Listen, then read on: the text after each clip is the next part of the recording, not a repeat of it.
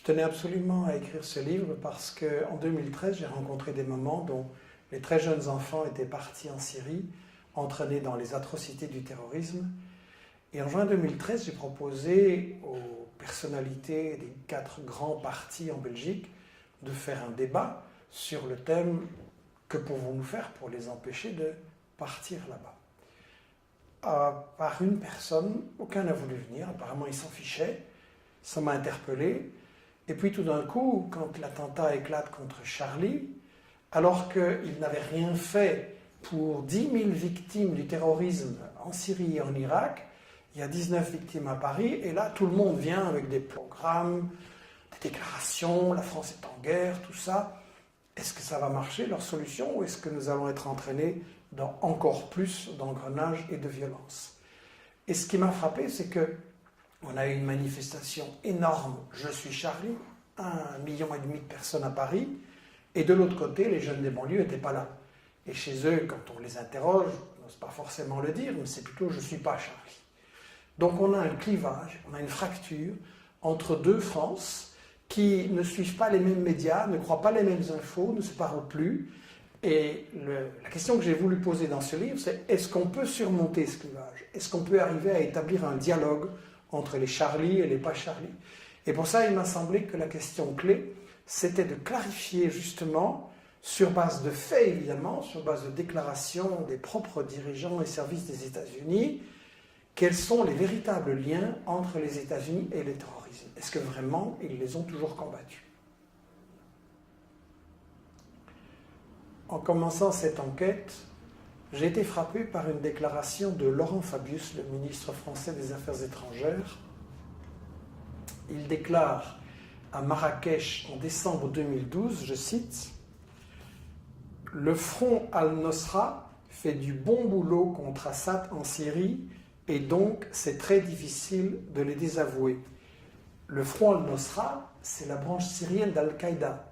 Donc des terroristes d'Al-Qaïda sont soutenus par Fabius en Syrie. » Alors ça m'a rappelé une déclaration de James Baker, qui était le ministre des Affaires étrangères des États-Unis de George Bush, le père. Et en 1996, James Baker déclare, je cite, « Il n'y a pas de pays musulman plus intégriste que l'Arabie saoudite, et pourtant, c'est à la fois un ami et un pays important pour les États-Unis. Nous ne devons nous opposer à l'intégrisme que dans la mesure exacte où nos intérêts nationaux l'exigent. » Ça veut dire que les États-Unis ont donc parfois combattu le terrorisme et parfois l'ont utilisé. Et c'est ça qu'il faut voir au travers des différentes guerres des 30 dernières années. Les relations entre États-Unis et terrorisme, ça commence, disons, en 1978.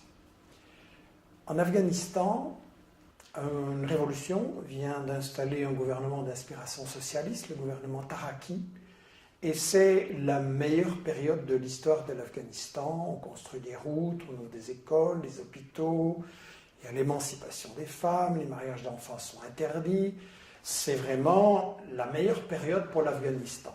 Ça, c'est intolérable pour les États-Unis qui veulent absolument contrôler cette zone stratégique au centre de l'Asie, d'autant plus que le gouvernement afghan, nouveau, est assez favorable à l'Union soviétique. Donc il faut absolument le renverser. Le problème pour les États-Unis, c'est qu'ils sortent de la guerre du Vietnam, qu'ils ont perdu lamentablement. L'occupation au sol, ça n'est donc plus possible, il serait trop impopulaire. Et donc ils vont recourir à un autre stratagème, une guerre indirecte. Avec l'Arabie saoudite, ils vont recruter, financer, armer dans une opération secrète, la CIA, l'opération Ben Laden. Ils vont recruter 35 000 moudjahidines venus individuellement de 40 pays et ils vont former une armée de guérillas terroristes pour renverser ce gouvernement. S'il va y avoir des atrocités, ça va durer des années, ça ne va pas du tout être présenté comme ça dans les médias occidentaux, mais ça va être reconnu ouvertement par Brzezinski, qui était alors le responsable de la politique internationale du président Carter, et qui va reconnaître dans une interview au Nouvel Observateur en 1998 que oui, l'opération Ben Laden, c'est les États-Unis, que la mise en route, la mise en selle du terrorisme de Ben Laden, c'est les États-Unis et que le problème des islamistes, ils s'en fichent complètement. La méthode qui a tellement bien marché en Afghanistan, les États-Unis vont la réutiliser contre la Yougoslavie, d'abord en Bosnie, 91-95, puis contre le Kosovo, 98-99, et ça va être dévoilé par Sibel Edmonds, qui après le 11 septembre a été engagée comme traductrice par le FBI, et qui va constater que, en fait, la CIA, le Pentagone, les affaires étrangères ont collaboré contre la Yougoslavie avec des terroristes d'Al-Qaïda de très haut niveau et qui va le déclarer dans son témoignage, dans son livre Classified Woman. En 1998, le frère d'Al-Zawahiri, Mohamed, dirigeait une unité d'élite de l'armée de libération du Kosovo. Et donc, au Kosovo, ça va donner lieu à un revirement diplomatique extrêmement rapide des États-Unis, dont le représentant officiel déclare en 98. Je sais ce qu'est un terroriste lorsque j'en vois un, et je vous dis que ces gens de l'UCK sont des terroristes. Et 4 mois plus tard à peine, les affaires étrangères déclarent officiellement exactement le contraire. L'opinion des États-Unis n'est pas que l'UCK est terroriste. Je me suis rendu en Irak en 2002, peu avant que n'éclate la guerre de Bush. Et en parlant aux Irakiens, aussi bien les pro-Saddam que les anti-Saddam, il était très clair que les États-Unis allaient affronter une résistance terrible parce qu'aucun Irakien ne voulait d'eux comme force d'occupation. La résistance a d'abord été dispersée et puis les forces ont commencé à s'unir et le fait que les sunnites et les chiites coopéraient militairement sur le terrain pour résister, ça c'était un gros problème pour l'occupation des États-Unis. Le danger, c'est que nous pensons qu'il peut y avoir jonction à la base entre les sunnites et les chiites. Nous devons tout faire pour l'empêcher. Alors pour s'en sortir, ils ont recouru à ce qu'on appelle l'option Salvador, c'est-à-dire une recette qui avait bien marché dans ce pays, la formation d'escadrons de la mort qui appliquent des recettes terroristes très violentes contre la population civile, pour créer un climat de terreur et dans le cas de l'Irak, pour créer en fait une guerre de religion entre les sunnites et les chiites. La seule manière dont nous pouvons gagner, c'est de passer aux méthodes non conventionnelles. Nous devons terroriser les Irakiens et les forcer à se soumettre. En 2011, en Libye, pendant les bombardements de l'OTAN, je m'étais rendu compte que Kadhafi avait ses adversaires, ce n'était pas un modèle de démocratie, mais qu'il avait aussi un très fort soutien dans la population parce qu'il avait apporté aux Libyens un bien-être social exceptionnel. Donc malgré les médias mensonges de l'époque qui unissaient aussi bien l'OTAN, Al Jazeera, BHL et les médias occidentaux, malgré ces médias mensonges grossiers, le problème qui se posait à Obama, c'était comment briser le soutien d'une grande partie de la population pour renverser Kadhafi. Il ne voulait absolument pas débarquer ses troupes au sol. L'expérience de Bush en Irak, en Afghanistan avait montré que ça ne marchait pas. Donc il fallait trouver des troupes sur place. Il n'y en avait pas beaucoup.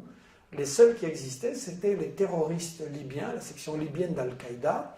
Et donc on a eu un renversement d'opinion absolument ahurissant, avec en 2007 des sources officielles des États-Unis qui déclarent que ce sont des terroristes.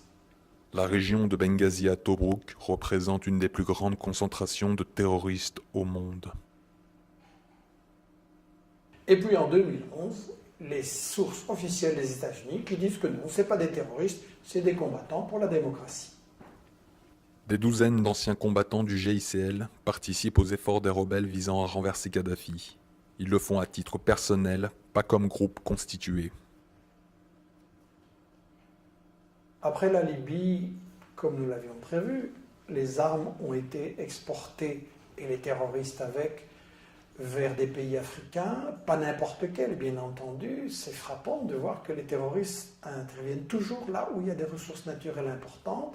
Et donc on a eu leur intervention au Mali, or, argent, pétrole, uranium, au Niger, uranium, énorme ressource, puis au Nigeria, le principal producteur de pétrole en en Afrique, très important pour les États-Unis, un pays qui pourrait devenir un leader si l'Afrique arrive à s'émanciper, un pays qui de temps en temps regarde un peu vers la Chine.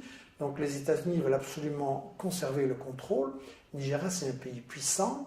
Et donc là va s'appliquer la méthode de Brzezinski en Afrique de faire éclater les États trop importants en une série de micro-nationalités. Et donc là, le fait de dresser les chrétiens et les musulmans les uns contre les autres et de rendre le pays ingérable, c'est exactement la stratégie qui correspond aux intérêts des États-Unis.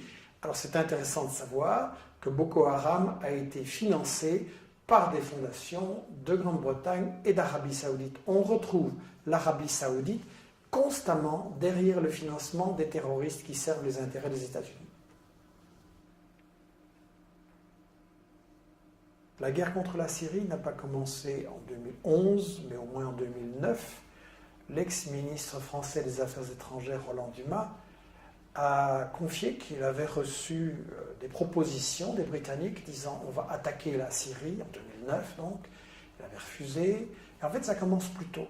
Dès 2007, ça se prépare au Liban, où Bandar Sultan, un grand ami de Bush, au point qu'il va être surnommé Bandar Bush, va financer des milices terroristes extrémistes au Liban d'abord et puis en Syrie. Et ça, c'est une opération où l'Arabie Saoudite sert d'intermédiaire pour une filière terroriste organisée par les États-Unis. Les acteurs clés sont les Saoudiens bien sûr et Bandar qui ont conclu une sorte d'accord privé avec la Maison-Blanche. L'idée est d'avoir un soutien financier de l'Arabie Saoudite pour soutenir divers groupes sunnites extrémistes du djihad. Je crois que l'information sur tout ça, c'est trop important et qu'il faut absolument éviter qu'on se laisse entraîner dans cette guerre de religion. D'un côté, on a cette version de l'islam complètement fanatique, rétrograde, violente, qui est développée par les meilleurs amis des États-Unis et de l'Europe, l'Arabie Saoudite et le Qatar. Et de l'autre côté, on a, très très préoccupant en Europe, cette montée de l'islamophobie qui justifie la division des couches travailleuses entre elles sur le plan social ici et sur le plan de toutes ces guerres qu'on prépare contre des pays arabes ou musulmans. Il est vraiment fondamental de rétablir un dialogue entre les Charlie et les pas Charlie. La véritable liberté d'expression, je pense, c'est de pouvoir parler ensemble et débattre sans tabou sur les intérêts cachés et les stratégies cachées de ceux qui prétendent dominer le monde.